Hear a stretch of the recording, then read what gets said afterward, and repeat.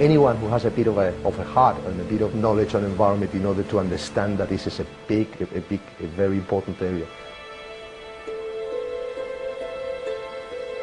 الناس مع الهور واعتماد الهور على الناس واعتماد الناس على الهور.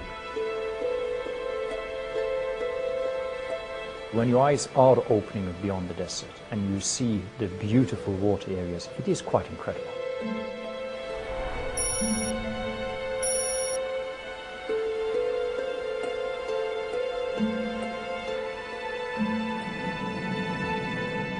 In January 2010, the Ministry of Oil in Iraq awarded Shell a 45% shareholding as operator in the Majnoon oil field, with Petronas owning 30% and the Iraqi state partner, the Misan Oil Company, owning the remaining 25%. It is one of the largest oil fields in the world, estimated to hold about 38 billion barrels of oil. Majnoon, of course, is one of these super giant elephant fields. It is located in the south of Iraq, in Basra. It's in the border with Iran. It is located in the area where there is a need for significant development going forward. We have been busy. Last 3 years we have been building facilities, we are putting it in place, and we should shortly be ramping up production to the next level. One of the many unique challenges facing the project team has been the clearance of explosive remnants of war left behind from the Iraq-Iran war of the 1980s. And the other challenge, of course, has been really to mobilize local contractors to do the work, getting the local employment in place, making sure that we have all of the levers necessary to be able to do this in a sustainable manner. Drilling has commenced, and the construction of the central processing facility is well underway. Majnoon is a big field, and today we have only been in the southern area of the field. If you look towards the north, we also have a very environmentally sensitive area, the Ramsar area, and it's all about now trying to understand how we can go in and also work in that area in what I call finding the right balance between the environmental side and the societal pressure and, of course, the development side. The ancient civilizations and city-states that grew out of this rich and fertile land, known as Mesopotamia, are among the earliest known non-nomadic agrarian societies. The Ubaid, Sumer, Akkad, Assyrian, and Babylonian civilizations all emerged from these lands, giving rise to the widely accepted theory that Mesopotamia is the cradle of civilization.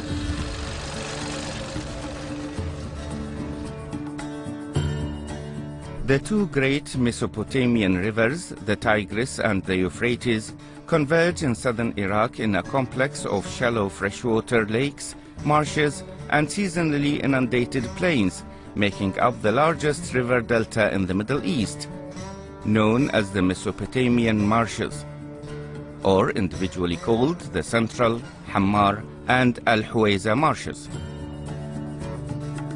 Historically, the collective marshes covered an area of over 20,000 square kilometers and were not only home to huge populations of birds and other wildlife, but also the marsh Arabs. But since the 1970s, this once great ecosystem has been in decline. The Tigris and the Euphrates are among the most intensively dammed rivers in the world. Water used for agriculture upstream has prevented water flow into the marshes. But the most significant impact has been the massive and deliberate drainage works implemented in the early 1990s, following the Second Gulf War. In fact, it is estimated that by the time Saddam Hussein's regime ended, 90% of the original marshland had been destroyed, often reduced to a salt-encrusted dust bowl.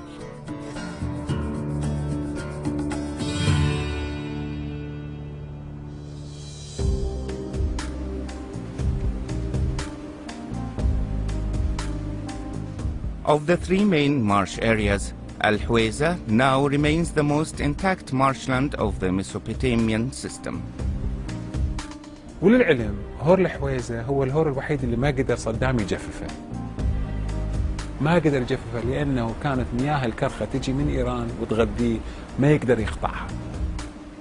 بعد التحرير مثل ما قلت أهل المنطقة بدأوا يقصقصون السداد وبدأ يرجع المي. هور الحويزة أول هور رجع، فهور الحويزة أول هور رجع ورجع بقوة. القصب خلال 6 أشهر بدأ يرجع، الناس بدأت تصيد بداية بال 2004 شباط 2004. وهوار العراق هي مثال الحقيقي لما يسمى اليوم يسموه sustainable development. أهوارنا هي المثال الحقيقي لمعيشة الناس مع الهور، واعتماد الهور على الناس واعتماد الناس على الهور. However, in 2008, the Iranians completed a dam on the Karkha River, which resulted in the Al-Huwayza Marsh receding back to virtually the same reduced levels last seen under Saddam. هور الحويزة هو الحكومة العراقية أعلنته منطقة رامسار، يعني تعهدت دوليا بالحفاظ على هذا الهور. ونتيجة للسدة الإيرانية أعلنت الحكومة العراقية أنه هذا راح نحطه بالمونترو لستة مونترو اللي هي الأهوار المهددة، وعلى الدول الموقعة إلى رامسار التعاون لإنقاذ هيك مناطق.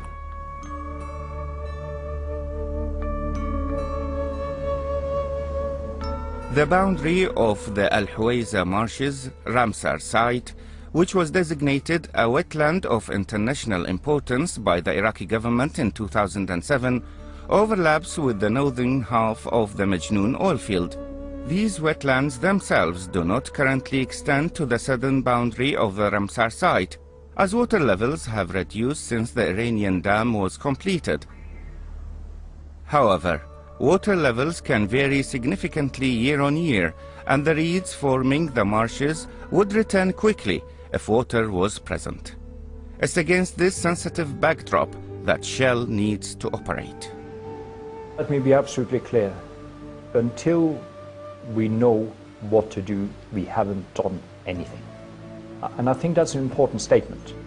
In other words, today in the north of the field, you will not find any facilities, you will not find any pipelines, you will not find any equipment.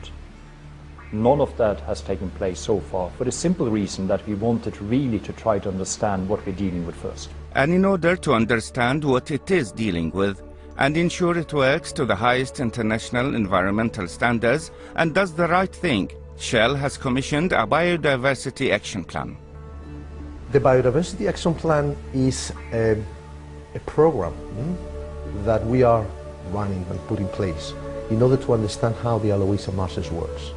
The work being carried out over a full year in order to capture seasonal changes is being undertaken by Mott MacDonald in conjunction with a local NGO called Nature Iraq. It is the Iraqi NGO that has the most experience working with in the marshes. 17 survey points were selected both inside and outside of the concession area, and at each point the team assessed the area for the types of habitat and species present: birds, mammals, fish, reptiles, amphibians, and dragonflies, the quality of water, and a measure of how pristine the environment is. We are in Site 6 for the Biodiversity Action Plan project. I'm trying to do plant classification, and for the plants that I cannot identify, collect samples and press them and take them to the lab and try to use some botanical keys to identify these plants. In addition to the biodiversity surveys, the team is also undertaking an assessment of the community use of the marshes in order to understand how the biodiversity of the marshes in terms of reed gathering for houses, reed fodder for the water buffaloes, and fishing, for example, are used for livelihoods in the predominantly marsh Arab communities that live in and around the marshland system. Nature Iraq's work is still ongoing, but they are gaining valuable insights into the condition of the marshes and its peoples. In some places, the marshes show indications that the quality of the marshes is good. At survey point 15, a variety of dragonflies have been found, which suggests that the area could be low in pollution. And in other areas, the surveys have thrown up some interesting surprises. We found something interesting. We found the water lily. The interesting thing about this plant that it disappeared from the marshes after 90s when the marshes were dry. The good news that this is the first time we see this plant, and that means the nymphoides or water lily came back to Hwayza marsh. Because the security constraints in Iraq mean that the survey team were unable to survey animals after dark, a camera trap was placed at survey point 13 in order to help understand the movements of nocturnal animals. As well as the desert fox, the grey wolf was also captured on film, a surprising discovery as it was thought to be extinct in Iraq, at least prior to the surveys. Further work to understand this animal will be ongoing. However, in other places the picture of health in the marshes is not so good, as the availability of water and the stresses on the local communities remain a problem. والله وضعنا استاذ موزي يعني كلش وضعنا حيل تعبان. احنا تدري عيشتنا على الهور، ناس على الهور عيشتنا، يروح من الهور يعني تصير معاناتنا حيل تعبان. الله وكيلك. Fish catch at the market surveyed in the area remains small, and in some areas local marsh Arabs travel significant distances with water buffaloes to collect leaves for use and sell. There are a number of initiatives being investigated by the Ministry of Water Resources in Iraq, but it is likely that in the short term at least, the Hwayza marshes will remain an area under stress without more water.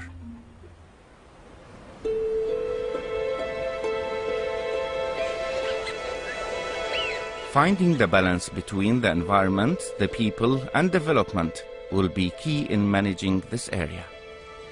It is an area where there are large hydrocarbon volumes. We can't ignore that. And therefore we have to manage this tension between the environmental side and the development side.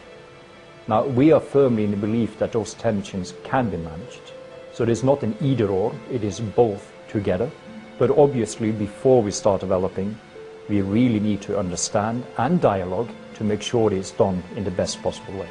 The work in the Biodiversity Action Plan is still ongoing, but early outputs from the data are being used now by the design engineers to plan future infrastructure away from the sensitive parts of the field, and to design them in such a way to minimize their impact on the landscape. The actions from the plan are shaping up to include partnering with local universities to gather further data on key species, and actions are planned to extensively engage with Iraqi and international stakeholders to build awareness and understanding of the marshes and their importance to Iraq. عملية إنعاش الهور والبقاء والحماية على الهور يحتاج لها جهات عديدة، بدءا من الحكومة العراقية بتخصيص كمية محددة من المياه لإرجاع الهور. عندنا دور أهل المنطقة يريدون معيشة بكرامة. للأسف بسبب عدم وجود فرص شغل جاي أهل المنطقة دي يصيدون بشكل جائر، وأنا العالم تريد تاكل. فأنا أقول لك حتى الشارع عندها دور بإيجاد فرص عمل لهذا الناس على مود يعيشون بكرامة. In the end of the day, it is all about protecting a heritage for the future and a value that not always obvious if you look at it from an isolated point in time. It's about sustained value in the longer term. And what I would like to see is the development in a really good manner. The steps we take today are important for what will happen 50 years from now.